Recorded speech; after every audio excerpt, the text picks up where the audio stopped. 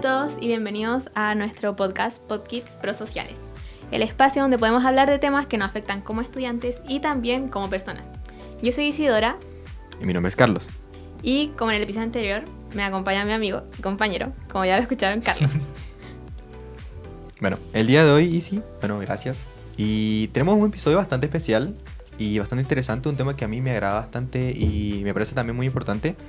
Y es el tema del bullying, tema que me parece que no podemos dejar de lado, bullying, violencia escolar. También la importancia de la amistad y la convivencia educativa. Por eso es que acá, junto con nosotros, tenemos a el profesor Cristian Berger, académico de la Escuela de Psicología y coordinador regional del programa A Convivir se Aprende, que nos va a dar un poco de... contarnos un poco acerca de su experiencia y ayudarnos a responder a este interrogante de cómo podemos mejorar nuestras relaciones y cómo crear un ambiente mucho más positivo en los colegios. Hola, profe, ¿cómo está? Muy bien, gracias por la invitación. Feliz de estar aquí con ustedes. Ya, antes de comenzar, como siempre, queremos recordarles que se puedan suscribir, dejar sus comentarios y así nosotros poder informarnos sobre qué opinan ustedes sobre los temas de los que estamos tratando en el podcast PodKids Prosocial. Ya, profe, antes de empezar, y algo que hemos escuchado bastante, quiero primero que definamos qué es bullying. ¿Qué es este concepto que quizás muchos no conocen realmente el significado o qué es aquello que lo define? Qué buena pregunta. Hay un libro que se llama Si todo es bullying, nada es bullying. Porque hemos usado tanto la palabra que ya no sabemos de qué hablamos cuando hablamos de bullying, ¿no? Y el bullying tiene una característica que creo que es la más importante, que es una relación de abuso finalmente. O sea, hay una persona o un grupo de personas que se siente abusado o abusada por otros, ¿no? En ese sentido no es un conflicto, no es una pelea, no es un hecho. Es una relación en que tú te sientes abusado y lo más definitorio es que la persona que es víctima de bullying no puede salir por sí sola de esa posición. ¿Sí? O sea, tú hagas lo que hagas, sigues estando en una posición de ser abusada o abusado. Eso es como lo más clave para definir el fenómeno. Ya, y bueno, teniendo igual en cuenta que el bullying es multicausal, o sea, no tiene una sola causa, no tiene un solo origen, ¿qué podemos hacer nosotros como estudiantes? ¿Qué oportunidad y qué desafíos tenemos nosotros los estudiantes para poder detener el bullying o quizás apoyar a aquellos que lo están sufriendo? Es súper interesante punto porque efectivamente es multicausal, es muy complejo y a veces se piensa que el bullying tiene que ver con, por así decirlo, niños malos o niñas malas, ¿no? Claro. Y eso es como una hipótesis que da vuelta que yo creo que es bien falsa, bien equivocada, porque ponemos la culpa como en las personas de que hay esta maldad, por así decirlo, ¿no? Y lo que uno ve es que en verdad el bullying tiene que ver con los contextos que permiten que haya abuso, ¿no? O sea, por ejemplo, contextos en que hay mucha injusticia, en que hay mucha inequidad, en que hay grupos que son más valiosos que otros, ¿no? Esto lo más evidente para ver, por ejemplo, es el machismo. Una sociedad que es machista, donde la violencia contra la mujer es algo que es casi que validado, dada la estructura. Si tú llevas a esos otros contextos en los cuales hay diferencias de poder, los niños más bacanes, los menos bacanes, ¿no? Los chilenos, los inmigrantes, todo tipo de diferencias, permiten que haya grupos que valen más que otros y que se valide que unos abusen de otros, ¿no? Ese es el gran contexto. Claro. Y eso tiene que ver con las normas sociales, no con las personas, no con los individuos, ¿no? Al fin, entonces, como esa jerarquía que tenemos instaurada en la sociedad. Exactamente. Entonces eso permite que las relaciones tengan que ver con poder pasar por sobre otros, con tener muy baja confianza en el contexto, baja cohesión, mucho miedo. Tu pregunta de qué podemos hacer. No sé si ustedes saben, que me imagino que lo han vivido, el principal motivo por los cuales estudiantes no intervienen frente al bullying es el miedo. ¿Sí? Claro. O sea, yo veo un caso de bullying y la gran mayoría de los estudiantes no está de acuerdo, no le gusta que otro les esté pasando mal, pero no se atreven a intervenir. Claro. Y eso también nos pasa a los adultos, ¿eh? Los adultos frente a casos de abuso no intervenimos porque nos da miedo, ¿no? Ser víctima o quedar mal o lo que sea. Entonces tu pregunta, ¿qué vamos a hacer? Lo primero es encontrar mecanismos para, primero, conversar y darnos cuenta de que la violencia no es algo natural ni es algo aceptable. Parece que lo tenemos naturalizado, como que en los colegios uno va y dice, a nadie le gusta el bullying, pero igual hay que vivir con él, hay que aceptar qué pasa. No, pues no hay que aceptar qué pasa. No es normal. Que nos peleemos, sí, puede ser. Que tengamos conflictos, sí. Pero que haya abuso, no es normal. ¿Sí? Entonces, el primer paso es, démonos cuenta, pongámonos de acuerdo y decir que esto no es aceptable. Aquí pasamos una línea, pasamos una raya, no es aceptable. Eso es un tema de comunidad escolar. Hablando antes sobre en los capítulos, ¿no?, de convivencia, de generar cohesión, comunidad, ese es un tema central. Y después de eso, entonces, lo segundo sería cómo podemos superar esta barrera del miedo. ¿sí? Tanto como víctima y como... Y sobre todo como de los observadores, alrededores. sobre todo como observadores, Claro. Ujú. porque el que es víctima difícilmente va a poder hacer algo, ¿no? Claro. Es muy complicado.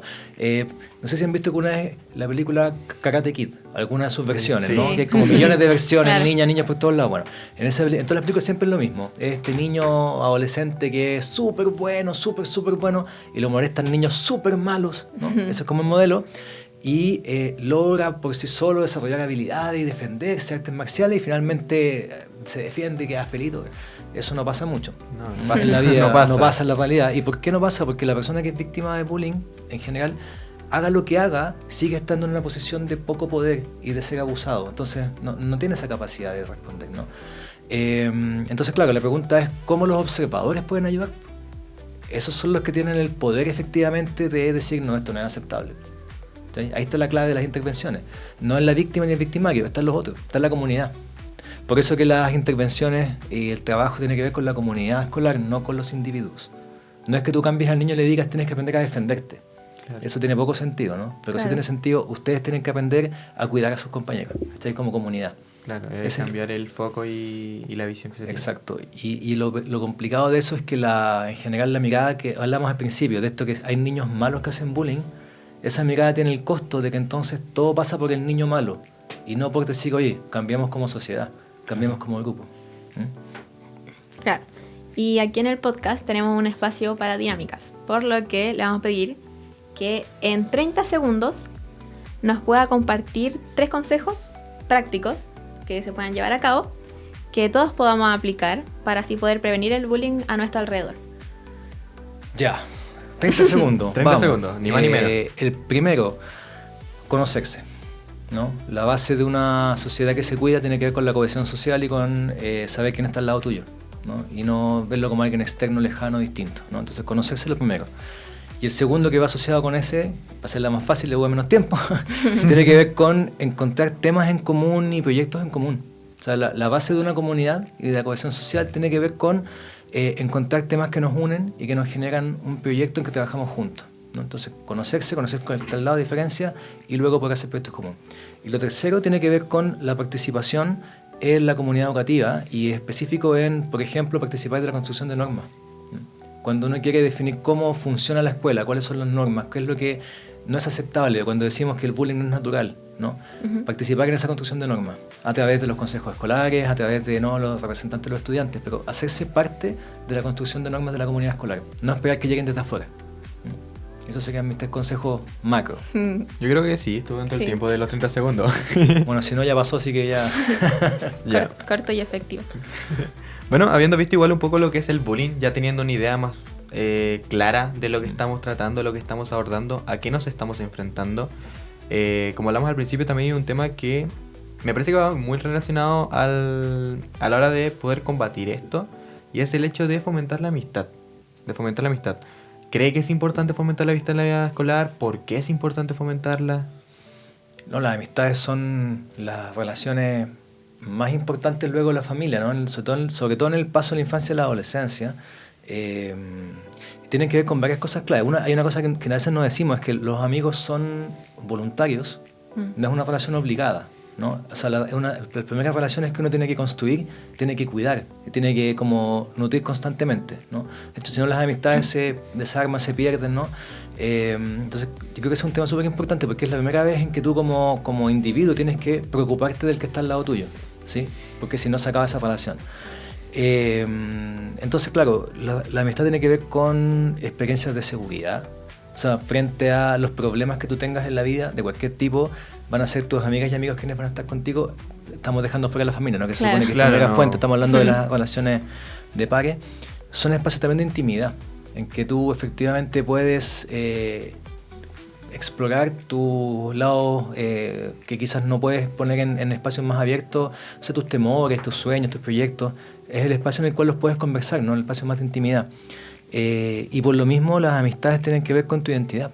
O sea, en el fondo, si tú te piensas quiénes somos cada uno, tiene que ver con quiénes nos juntamos, con quiénes conversamos, con quiénes hacemos proyectos en conjunto, a quiénes les damos confianza. Entonces las amistades son claves pensando en tu desarrollo como ser humano, ¿no? Son muy, muy importantes. Entonces, claro, tiene mucho que ver con cómo construimos sociedad también. Claro, y respecto a eso también hay retos dentro de las amistades, desafíos. Y por eso queremos saber si tiene algún consejo para poder resolver estas adversidades que se presentan dentro de este tema que tomó Carlos de la amistad. ¿En 30 segundos también o...? No, todo acá puede su seguir tiempo. todo el tiempo. Ya, menos mal. Sí, yo creo que el primer consejo es entender que los conflictos son parte de la naturaleza humana.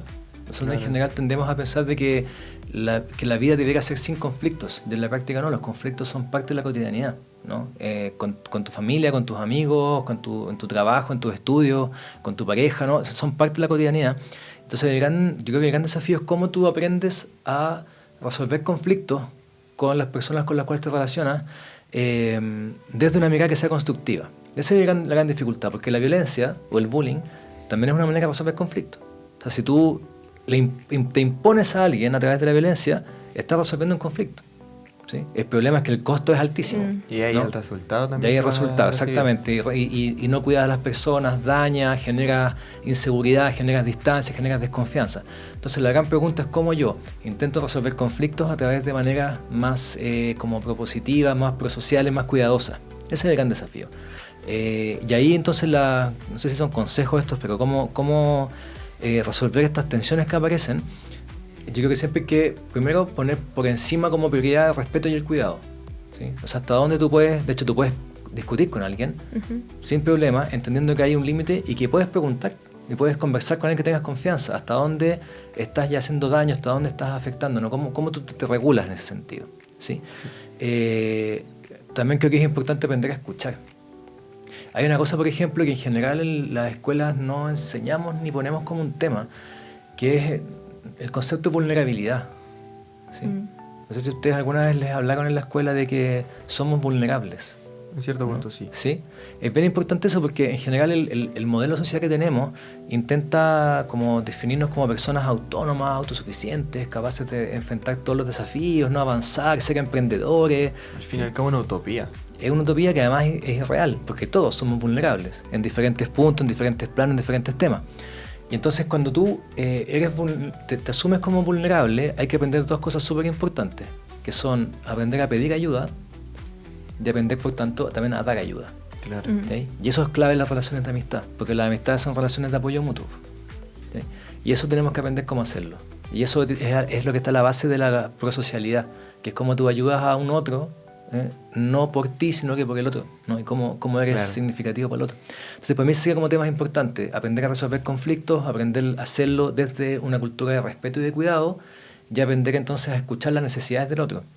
¿Sí? No desde tu mirada individual, sino que desde la mirada del otro. Eso es bien complejo de hacer a veces. Claro, igual teniendo en cuenta que, si bien, seamos sinceros, en el colegio no todos somos quizás amigos cercanos, hablando del tema de hace poco, que tener la confianza y quizás cortarle a alguien. No todos somos incluso amigos cercanos, no todos quizás tenemos esa confianza. Entonces, ¿cómo podemos fomentar nosotros una convivencia educativa en todos los estudiantes, aunque no seamos quizás tan cercanos? ¿Y cuál ha sido su experiencia igual trabajando desde el programa Convivir se Aprende? Sí, no todos somos amigos cercanos, pero todos somos parte de un grupo. Y ahí la pregunta por ¿qué es una buena convivencia finalmente? No significa que seamos todos amigos. Eso no es buena convivencia. Con buena convivencia es que todos nos respetamos, nos cuidamos y generamos un espacio en que todos podemos estar bien. Ese es como el desafío. Y entonces desde ahí, como decía, pensar en cómo trabajamos con la diferencia, cómo nos relacionamos con el distinto, cómo aprendemos a escuchar. Al principio, cuando me dieron este desafío de los 30 segundos, yo les mencionaba esto de, bueno, como conocernos, identificar proyectos comunes, ¿no? Porque es un poco la base de lo que yo diría como respuesta, de qué tenemos que hacer para generar esta comunidad. Quizás uno de los grandes desafíos que tenemos en la educación, y es lo que hacemos también en la Convivir se Aprende, es a trabajar con la diferencia, no con el que es distinto. En general, como que la diferencia nos asusta, ¿no? Como que uno no quiere estar cerca del que es distinto, la que es distinta. Y ahí aprender como a entender de que somos todos distintos y somos todos similares, es el gran desafío, ¿no?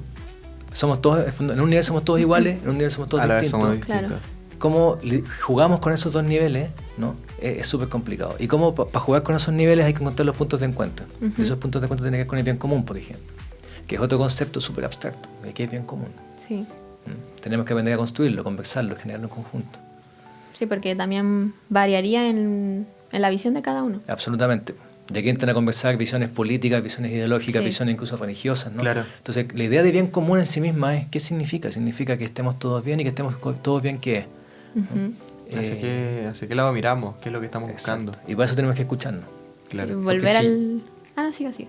Mira, quiere decir que si yo pienso que yo tengo la razón y yo te digo a ti que es el bien común y no te escucho, yo puedo pensar que estoy siendo súper buena persona y muy prosocial porque yo estoy trabajando por el bien común, pero por mi bien común, no por el tuyo. Y ese espacio de conversación es el que tiene que ver con construir una comunidad, en el que tenemos que hablar, negociar, generar normas de comportamiento, generar normas de convivencia. Y algunos no siempre vamos a tener todo lo que nosotros queremos, vamos a tener que negociar. Ese es el espacio de bien común. Entonces no es solamente el resultado, también es el proceso. Cuando tú aprendes a escuchar, aprendes a dialogar, aprendes a entender de que hay posturas distintas, ese es el bien común, ese espacio de conversación continua. ¿Sí? Claro. No es un resultado final que yo impongo. Al final no sería bien común, es mi bien, no el bien de todos. Exactamente. Claro, y también promover esa mirada de no estoy por encima de tuyo por pensar distinto o por tener otra visión del bien común. Y eso nos lleva al principio cuando hablábamos del bullying que tiene que ver, Claro. la inequidad, la injusticia. Ujú. ¿Sí? Entonces, fíjate cómo cerramos el círculo. Sí, siempre se devuelve. Bueno, y para continuar queremos saber si tuviera que describir una escuela ideal. En una frase. ¿Con cuántas comas puedo ponerle a la frase? Una escuela ideal. Yo creo que una escuela ideal es una escuela en que todos y todos los miembros de la escuela, estudiantes, profesores, familia, se sienten queridos, acompañados y cuidados. Esa para mí es una escuela ideal, en que somos parte de una comunidad en que sabemos que esa comunidad está ahí para escucharnos, acogernos, cuidarnos. Esa es una escuela ideal para mí. Hay un concepto que mencionó hace un ratito que igual me parece importante definirlo y me parece importante abordar ahora que estamos hablando de todos estos temas de convivencia, bullying, acoso, y es el concepto de prosocialidad. ¿A qué apunta este concepto? ¿Qué es prosocialidad? La prosocialidad tiene que ver con una actitud que se traduce también en conductas en que tú pones el bienestar de la otra persona por sobre tu bienestar. Es decir, actúas en función de ayudarle a otro o a otra o a un grupo, ¿no?, a estar mejor. ¿Sí? Y eso puede tener costos para ti. O sea, por ejemplo, tú dedicas tu tiempo, tus recursos, prestas espacios para ayudar a otros. Y es bien importante tu pregunta porque a veces entendemos como prosocialidad esta idea de dar ayuda nomás. Claro. Y lo importante de la prosocialidad tiene que ver con que lo que tú hagas tiene que ser coherente con lo que el otro necesita. No con lo que tú crees que necesita, sino que con lo que el otro necesita. Y además la idea es que no sea paternalista. ¿Y qué significa eso? Que no sea como que la persona se haga dependiente de tu ayuda. La idea de la prosocialidad es que tú generes condiciones para que el otro esté bien, pero además pueda desarrollarse libremente. Claro. ¿No? Entonces, claro, cuando tú piensas en, por ejemplo, relaciones de ayuda que son paternalistas, en que tú ayudas, pero sigues manteniendo la dependencia y el poder, eso no es prosocialidad. Claro. ¿No? Entonces, claro, la clave está en cómo tú te encuentras con un otro, con una otra, y puedes efectivamente escuchar lo que esa persona necesita, ¿sí? Y ver cuánto tú puedes ayudar a esa persona. Claro. Esa es la prosocialidad en el fondo. Bueno, hay... tenemos en cuenta que lo mismo que estamos explicando hablando otra vez del bullying y tomando en relación igual todos los conceptos que hemos abordado, que no han sido pocos. Hoy en día, realmente, y con las herramientas que tenemos hoy en día, ¿qué herramientas tenemos, qué oportunidades tenemos quizás para poder fomentar este diálogo y para poder quizás, no totalmente, porque no es un trabajo que tú hagas de un día para otro, pero ir poco a poco ir reduciendo las brechas que hay al final entre las personas, esas diferencias que al final es un abismo gigantesco que da paso a estas cosas, da paso a que, no, yo soy mejor que tú porque yo tengo esto y tú eres vulnerable ante mí, entonces tú vas a tener que seguirme a mí, tú vas a tener que hacer lo que digo. Yo creo que la clave pasa por la construcción de proyectos comunes, por poder encontrar espacios en el que nos encontremos y generemos proyectos en común, ¿no? Proyectos que pueden ser desde lo más micro, desde el espacio consejo curso, por ejemplo, en la escuela, y cómo tú lo ocupas para efectivamente resolver los temas que tienes como comunidad de curso, ¿no? Eso te genera este espacio de conversación, de encuentro, entender que estamos todos en la misma, que somos todos iguales, que todos nos podemos ayudar y cooperar. Pero si no generamos esos espacios de encuentro y seguimos trabajando con proyectos individuales y búsquedas individuales, claramente se genera esa distancia, ¿no? Entonces el desafío de generar confianzas se basa en conocernos, ¿no? Entonces, ese espacio de encuentro y conversación es clave. Claro. Igual ahí la importancia también de salirse quizás de no quedarnos en la burbuja del colegio, del establecimiento educativo, porque al final sí, el colegio al final es una parte importante para la formación de los niños, niñas y adolescentes, pero no es el único contexto donde se aprende. Tenemos el hogar, tenemos la comunidad en general, porque uno no solo aprende en la casa y en el colegio, uno aprende en la calle, cuando uno sale. Ayudar al otro, saber que quizás cada pequeña acción igual cuenta, saber valorar todos estos espacios de aprendizaje que tenemos. Sí, pues, de todas maneras. Y ahí creo que ahí te comentaría dos cosas ahí. Lo primero es que los niños y adolescentes no solo aprenden, también enseñan, también Claro. participan, ¿no? O sea, los espacios de comunidad no son espacios en una sola dirección. No es que un niño aprende ahí como pasivamente, es un espacio de participación, ¿sí? Y todo el tema de participación que tiene que ver, por ejemplo, con ciudadanía, con cómo tú te haces parte de la sociedad, tiene que ver con eso, ¿no? Y ahí hay una labor que también es de los adultos, de cómo esos espacios se generan y se aprovechan. Y otro espacio súper clave es el espacio digital, ¿no? El espacio digital es un espacio que está, yo creo que, poco aprovechado en términos de la formación, ¿no? Es un espacio de encuentro por definición, por excelencia, un espacio que trasciende la escuela, trasciende límites geográficos, trasciende límites socioeconómicos, ¿no? Es un espacio de encuentro y que tiene el riesgo de exacerbar las diferencias, exacerbar los abusos o el potencial de generar espacios de encuentro, participación y equilibrio. Y ahí yo creo que también tenemos que ser mucho más inteligentes en cómo nos relacionamos en el espacio digital. Y aquí yo a mi edad también me siento mucho más lejano de eso porque no me formé en esos espacios. Entonces me son un espacio como ajeno, digamos, ¿no? Pero para las generaciones de ustedes o un poco mayores son espacios en que efectivamente saben cómo navegarlos, ¿no? Se transforman más que en espacios, son recursos. Exacto, Al fin y al cabo. exacto. Y esos recursos yo creo que podemos aprovecharlos más, intencionarlos más y no ser como agentes pasivos de esto, como que nos llegan las cosas, ¿no? Son espacios que nosotros construimos también, ¿no? Ujú. Y poblamos y utilizamos. Claro.